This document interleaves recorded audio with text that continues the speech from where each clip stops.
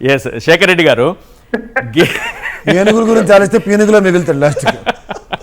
Right, గీతం యూనివర్సిటీకి 5,000 కోట్ల రూపాయలు భూములు ఇచ్చేసుకున్నాం అంటే మనం ఏం చేసుకున్నాం అనేది మంచి పాయింట్ చెప్పారు. ఆ పాయింట్ని అయితే మనం కంటిన్యూ చేయాలి. రెండోది హెరిటేజ్కి రాయితీలు ఇచ్చుకున్నాం, మనకేం చేసుకోవాలనేది. మూడోది మన పవన్ కళ్యాణ్ గారి సినిమాలకి టికెట్ రేట్లు పెంచుకుంటాం. ఇవేనా మనం చేసే పనులు? సార్ ఇక్కడ ఏమైందంటే సార్, హెరిటేజ్ కి నిన్న ఇవ్వడం వెనక పెద్ద మతలబు ఉంది సార్. ఏముందంటే బాలకృష్ణకి చెందినటువంటి బసవ తారకం హాస్పిటల్ కి ఏమో సపరేట్ గా ఇస్తున్నాం సార్. అదే విధంగా ఇక్కడ బాలకృష్ణ చిన్నల్లుడికి మాత్రం 5,000 కోట్ల రూపాయల విలువైన భూములు ఇచ్చాం సార్. మన హెరిటేజ్ కి ఇవ్వలేదు అని చెప్పేసి బాధపడతాం. చంద్రబాబు నాయుడు గారికి ఇంటిపోరు ఎక్కువైందంట సార్. ఇంటిపోరు ఎక్కువ కావడంతో హెరిటేజ్ కి రాయితీలు ఇచ్చేసుకున్నాం సార్. సార్ నేను ఇంకొక విషయం చెప్పాలి సార్, ఇలాగ మాట్లాడిన దాంట్లో ఒక చిన్న కరెక్షన్ సార్. సో సచివాలయ నిర్మాణానికి ఇంతకు ముందు 4,700 కోట్లు అయితే ఈ రోజుతో కలుపుకొని, ఈ రోజు ఇచ్చిందంతా 2,316 కోట్లతో కలుపుకొని మొత్తంగా 7,016 కోట్లు అయింది సార్. ఈ 7,016 కోట్లతో ఢిల్లీలో ఉండే పార్లమెంట్ భవనాలు 7 కట్టొచ్చు సార్. కరెక్ట్. హైదరాబాద్ లో మీరు అక్కడ హైదరాబాద్ లో సెక్రటేరియట్ అంటే ట్యాంక్ బండి మీద రాజసౌధం ఉన్నట్టుంటుంది సార్. అవును, రాజసౌధం ఉన్నట్టు చూసినా కానీ అద్భుతమైన కన్స్ట్రక్షన్ సార్ అది. 10 కట్టొచ్చు. సో అలాంటి 11 భవనాలు కట్టొచ్చు సార్. కరెక్ట్. మన సచివాలయంకి పెట్టే భవనాలతో డబ్బుతో అక్కడ తెలంగాణ సచివాలయంలో ఉన్నటువంటి వాటిని 11 భవనాలు కట్టొచ్చు సార్. 11 భవనాలు. ఈ రేట్లన్నీ చూసిన తర్వాత సార్, ఈ రేట్లన్నీ ఈ రోజు పొద్దునే ఒక పెద్ద ఆయన సార్, నెల్లూరు జిల్లాకు చెందిన పెద్ద పొలిటికల్ ఫ్యామిలీ, దాదాపుగా 40-50 సంవత్సరాలుగా వాళ్ళు కన్స్ట్రక్షన్ ఫీల్డ్ లో ఉన్నారు సార్. ఈ రోజు పొద్దునే వాళ్ళ ఇంటికి లంచ్కి వెళ్ళాం సార్. ఈ అమరావతి రేట్ల గురించి మాట్లాడుతుంటే ఆయన సివిల్ కాంట్రాక్ట్ సార్, దాదాపుగా 40-50 సంవత్సరాల నుంచి అదే కాంట్రాక్ట్ లో ఉన్నటువంటి ఫ్యామిలీ సార్.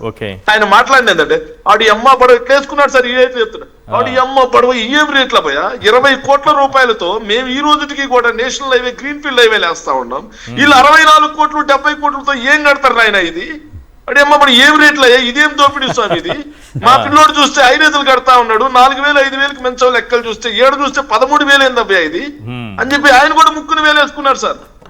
ఇంకొక ఆయన సార్, ఈ అమరావతి గురించి మాట్లాడుతూ ఒక రైతు మాట్లాడిన మాట సార్, నిజంగా ఇది మనం అందరం కూడా ఆలోచన చేసుకోవాల్సిన మాట సార్. ఓ రైతు ఏమన్నాడంటే సార్, అమరావతి క్యాపిటల్ 2018లో 18కి ఇప్పటికి 4 రెట్లు పెరిగింది కదా సార్ అమరావతి క్యాపిటల్ వ్యయం.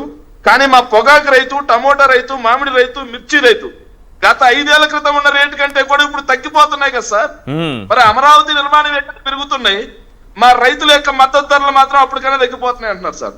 ఒక ఉద్యోగస్తులు ఏమన్నారో తెలుసా సార్, చంద్రబాబు నాయుడు గారు వచ్చిన 2 సంవత్సరాల్లో మా జీతం రూపాయి పెరగలేదు, కానీ అమరావతి నిర్మాణాల వ్యయాలు పెరిగిపోతున్నాయి, ప్రభుత్వ ఖజానాకి గండి పడుతుంది.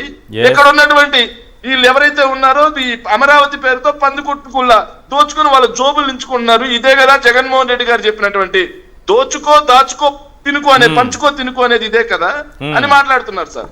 ఇంకొక మాట కూడా చెప్పాలి సార్ చివరిగా. మీరు సార్ రింగ్ ఫామ్ అని ఏదైతే ఒక రింగ్ అని ఒకటి ఉంటుంది సార్, అందరికి కాంట్రాక్టర్స్ అందరికీ తెలుసు సార్.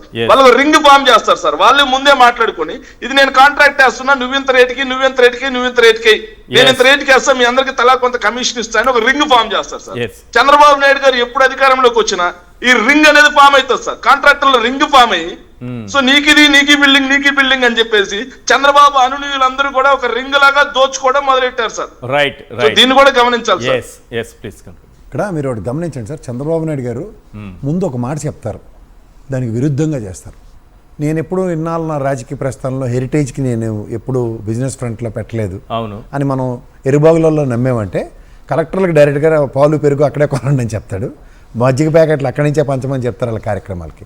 అలాగే హెరిటేజ్కి మన క్యాబినెట్ నిర్ణయం ఉచిత కరెంటు, సబ్సిడైజ్డ్ రేట్లు, సబ్సిడైజ్డ్ నామ్స్లో అన్ని జిఎస్టీ లేవర్ అన్నీ ఇచ్చుకుంటూ